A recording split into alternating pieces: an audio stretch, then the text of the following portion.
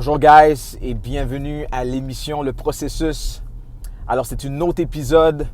Pour ceux qui n'ont pas encore écouté nos épisodes précédents, je vous invite à pouvoir le faire. Je challenge n'importe qui à pouvoir écouter cette émission pendant 30 jours et voir ce qui se passe in your mindset. Voir ce qui se passe dans votre mentalité. Alors guys, juste en passant, excusez-moi si je ne vous regarde pas, si je ne regarde pas à l'écran. C'est parce que je conduis actuellement. Et le but, c'est vraiment avoir une émission sans filtre, une émission le plus authentique possible pour que vous puissiez voir moi personnellement mon processus, voir personnellement ce que je fais et en même temps tout ce que moi j'apprends, tout ce que j'ai appris aussi, que je puisse vous le partager. Le but ici, c'est un partage. Le but, c'est surtout pour nous entrepreneurs.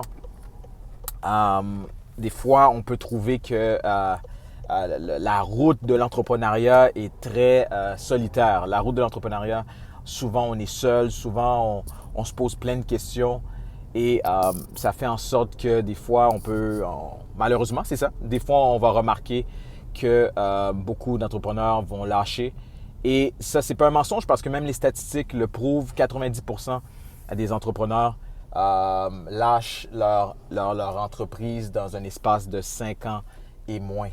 Alors, ça vous prouve à quel point que si vous n'avez pas un mindset solide, si vous n'avez pas un mindset de quelqu'un qui fait un marathon au lieu d'un sprint, je vous le dis, guys, ça devient difficile. So, aujourd'hui, j'aimerais parler à toute personne qui, vous voulez partir en entreprise, vous avez une idée d'entreprise ou bien vous avez commencé votre entreprise et vous sentez que vous avez un syndrome. Et ça, c'est quelque chose que j'entends tellement souvent de clients ou bien de gens que je côtoie concernant le syndrome de l'imposteur. Le syndrome de l'imposteur. Qui veut dire, on a ce syndrome qui fait en sorte qu'on se demande, est-ce que je suis assez qualifié? Est-ce que je suis assez compétent? Est-ce que je suis assez correct pour me mettre sur le marché et vendre quelque chose, me mettre sur le marché et présenter un service. Et à chaque fois, et c'est pour ça que moi je vais vous mentionner ce que moi je mentionne aux autres, à chaque fois ma réponse par rapport à ces gens-là, c'est le suivant. Je les pose la question, es-tu un imposteur? Es-tu un imposteur? C'est la question que je les pose. Et la plupart du temps, ils vont me dire non, je ne suis pas un imposteur.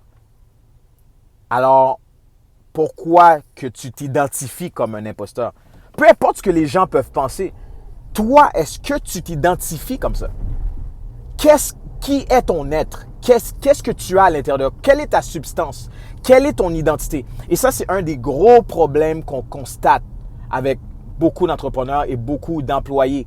C'est le problème du fait qu'on ne se connaît pas. On ne connaît pas notre unicité, on ne connaît pas ce qu'on présente sur le marché, on ne connaît pas ce qui est notre essence. Et le plus qu'on ne se connaît pas, ce qui arrive, c'est que justement, tout d'un coup, on va regarder la compétition, on va regarder les gens qui nous entourent, on va regarder ce qu'ils font, puis là, on essaie de les copier, puis tout d'un coup, ça ne fonctionne pas. Non, l'approche que je suis en train de vous dire ici, c'est de mettre tellement d'emphase sur savoir qui que tu es premièrement. Savoir quelle est ton essence. Savoir quelle est l'unicité que tu peux présenter. Personne sur la planète et dans l'histoire est comme toi. Ça, c'est un fait scientifique et génétique. Personne dans l'histoire est comme toi. Alors, quelles sont les choses uniques que tu possèdes? Et le plus, bon, ça, c'est les routes de Montréal là, qui font en sorte qu'il y a des nids de poules. Mais qu'est-ce qui fait en sorte que tu es différent? Et le plus que tu découvres ça, je vous le garantis, guys, mettez ce que je suis en train de vous dire là à l'épreuve.